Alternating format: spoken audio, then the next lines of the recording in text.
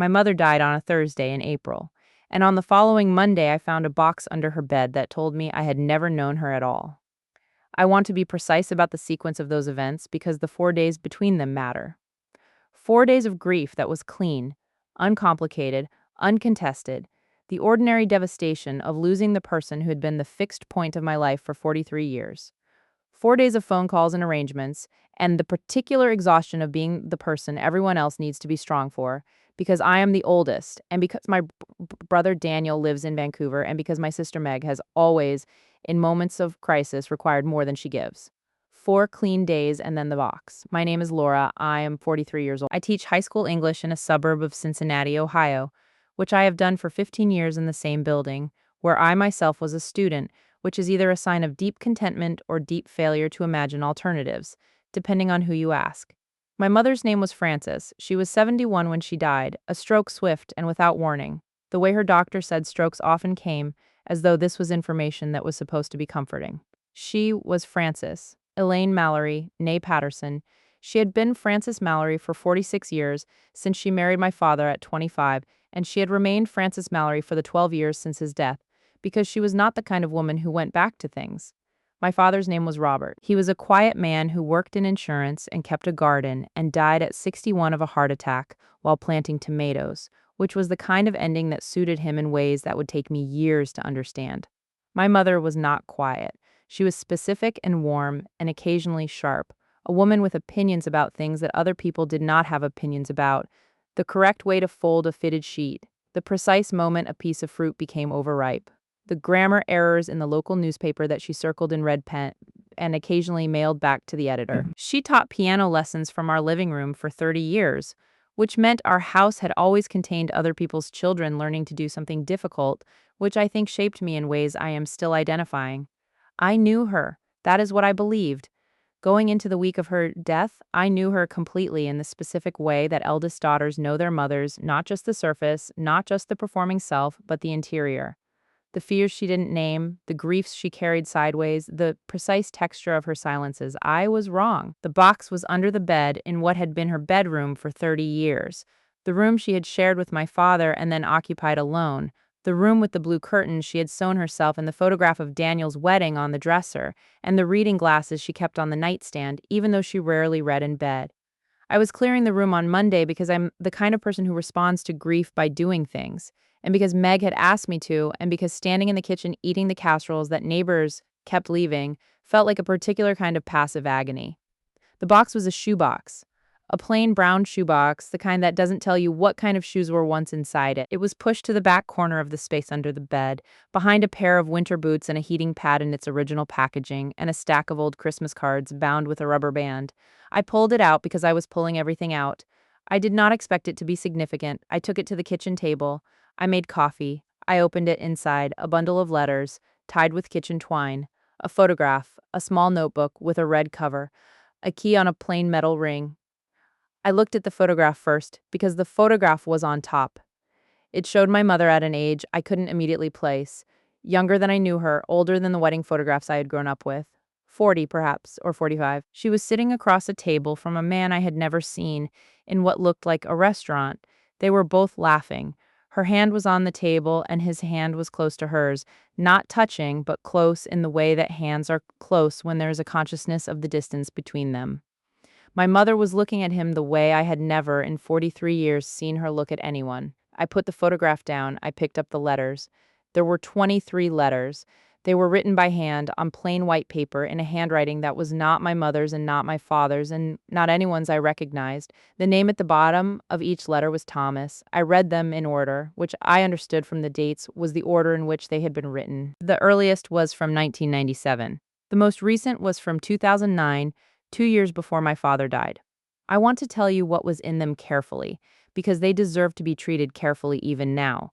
They were love letters, not the dramatic, overwrought kind, not the kind that belong in novels that say impossible things in purple language. They were quiet letters, the kind that people write when they have known each other long enough that the grand gestures are not necessary, when what needs to be said can be said simply. He wrote about ordinary things, about a book he had read, about a walk he had taken, about a piece of music he had heard that he wanted her to listen to. He wrote about missing her in the specific physical way that people write about missing someone they cannot be with in the ordinary course of their life. Not the general missing of absence, but the particular missing of presence. The exact shape of the gap, he wrote, I think about the way you laugh before you think you should.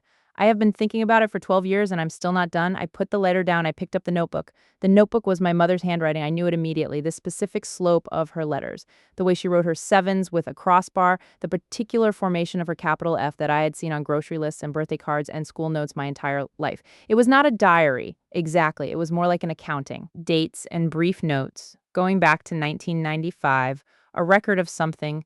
I understood this before I understood what, that she had kept for 15 years. March 12th, 1995, coffee, 3 hours.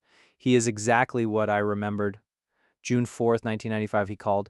I didn't answer. Called back 2 days later. We talked for an hour. I had forgotten what it was like to be known. November 1995? Told him I couldn't. He said he understood. I don't think either of us believes it.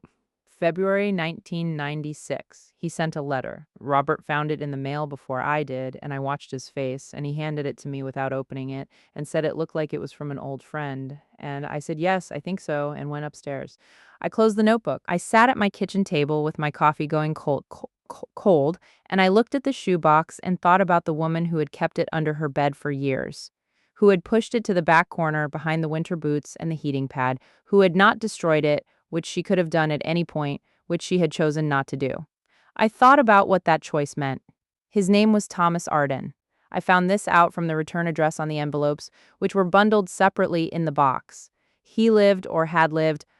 I didn't know yet whether he was still alive in Dayton, Ohio, 40 minutes from Cincinnati, 40 minutes from the house where my mother had taught piano and raised 3 children and been, to every external observer, including me, a faithful and devoted wife. I did not go looking for him immediately.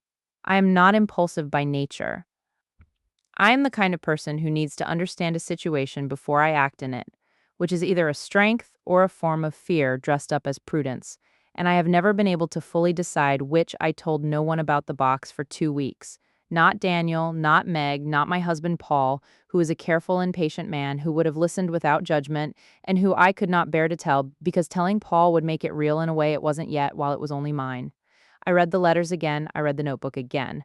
I tried to construct from the materials available a shape of something I had not known existed.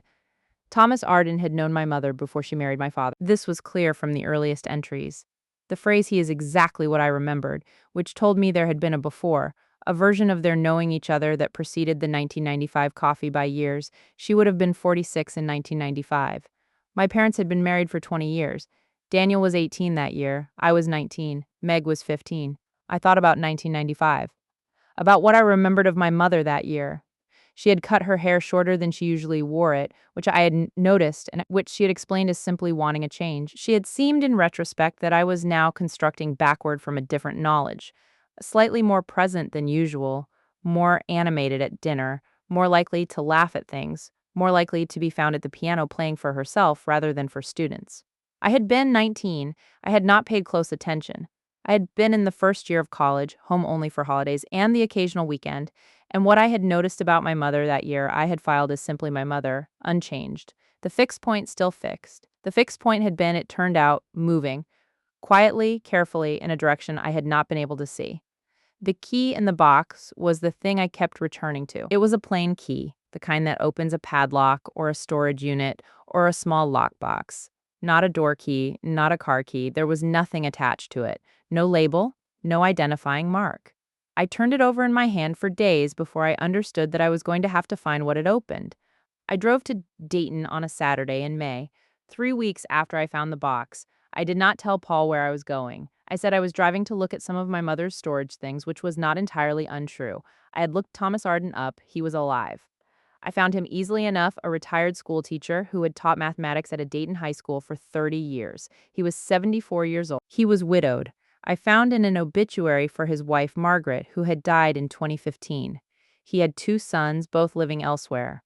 I parked outside his house for 20 minutes before I knocked on the door. The house was a small brick bungalow on a street of similar houses, with a garden that was not elaborate but was cared for, a man who paid attention to his yard without making it a project. There were tomatoes growing along the side fence, which stopped me for a moment because my father had grown tomatoes. I knocked. He came to the door in a cardigan, which I had not expected, and looked at me with the polite uncertainty of someone who does not recognize the person at their door, but is willing to be corrected. I said, Mr. Arden, my name is Laura Mallory. My mother was Frances Mallory. His face changed completely. In the space of a second, it moved through several things. Surprise, something that might have been grief, something that might have been relief, and settled into an expression I could not name, but which made me understand more clearly than the letters had, that whatever had been between them had been real. He said, "Please come in." We sat in his living room for 3 hours. He told me the story the way that people tell stories they have been keeping for a long time. Not smoothly, not in order, doubling back and revising, and stopping to look out the window at nothing. He told me things I had suspected from the letters and things I had not suspected at all. He had known my mother in college. They had been at the same university, had met in a music theory class, had become close in the way that young people become close when they are both serious about something and have found someone else who is serious about it too. He said she was the most genuinely musical person he had ever known. Not the most technically accomplished, though she was accomplished, but the most genuinely in it, the most present when she played. They had been together briefly in their junior year. Not long they had wanted different things, or they had told themselves they wanted different things, which he said now he thought might not have been true, but which had been convincing enough at 21 to act on. She had met my father the following year. He had finished his degree, moved to Dayton, eventually married Margaret. They had not been in contact for 20 years. He saw her at a mutual friend's funeral in 1995. They talked for an hour in the parking lot afterward. He said he had driven home afterward and sat in his car in front of his house for a long time before going inside. He said she was exactly who she had been. That's what got me. 20 years, and she was exactly who she had been. What followed, the coffee, the letters, the notebook, the 12 years recorded in my mother's careful handwriting. He described with a precision that told me he had been over it many times in his own mind. He was honest about what it was and what it wasn't. It had not been a physical affair, he said, and I believed him.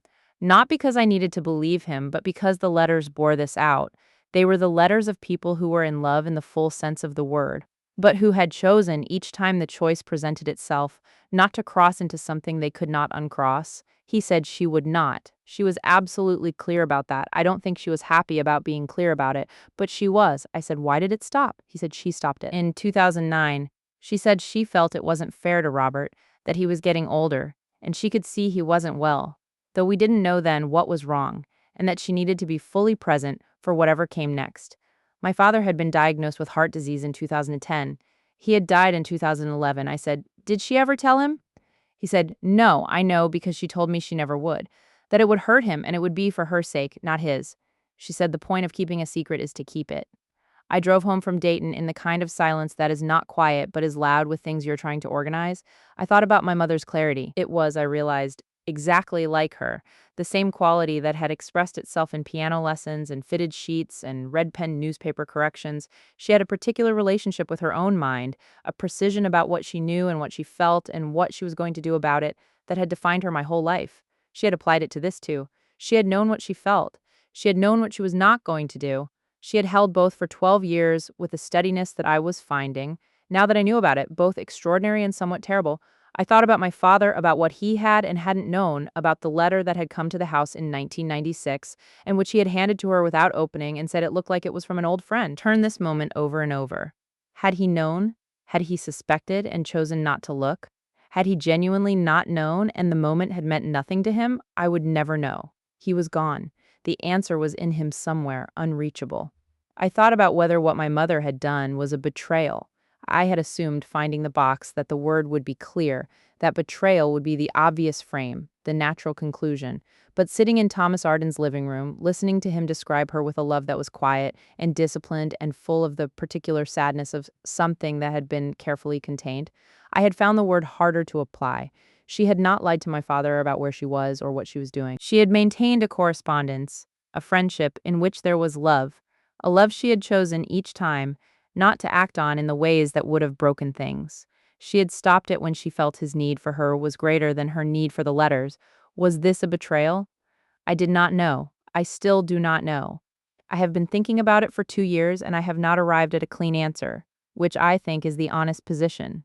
I told Paul when I got home, I told him everything, the box, the letters, the drive to Dayton, The 3 hours in Thomas Arden's living room, Paul listened the way he listens to difficult things, which is without interruption and without the impulse to resolve, which is one of the things I love about him.